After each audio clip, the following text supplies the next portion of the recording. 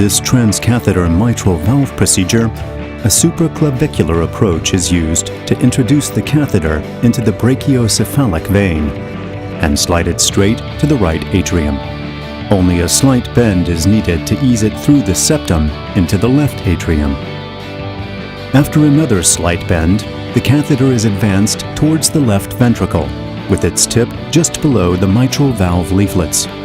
Here, the valve prosthesis is controllably expanded, and the anchors at the prosthesis distal end are released. By slightly retracting the catheter, the anchors securely hook onto the native valve leaflets. The atrial brim is then expanded to ensure optimal fixation. Once the valve is correctly positioned, the prosthesis is disconnected and the catheter retrieved, leaving an excellent functioning mitral valve prosthesis in place.